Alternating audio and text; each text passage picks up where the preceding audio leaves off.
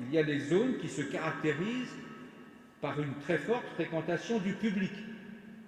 Ce ne sont pas des zones piétonnes, ce ne sont pas des zones à très basse circulation, mais ce sont des zones où il y a une très forte fréquentation du public.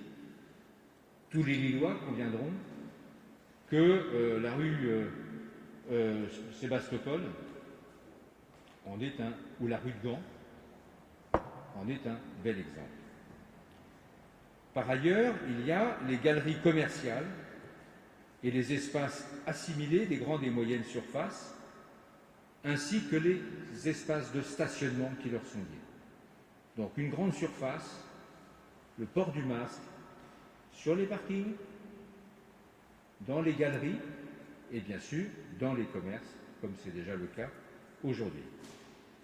Les marchés publics de plein air, un certain nombre de maires ont déjà pris des arrêtés en ce sens.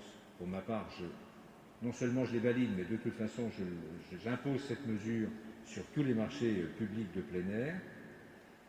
Les abords des infrastructures de mobilité et de transport, on a imposé le port du masque dans les gares, dans les abribus, dans les aéroports.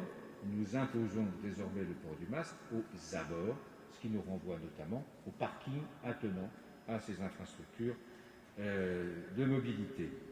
Et puis enfin, et ce n'est pas le moindre, les espaces verts urbains, tous les espaces verts urbains situés dans la métropole européenne de Lille, y compris les bords des cours d'eau, verront le port du masque obligatoire.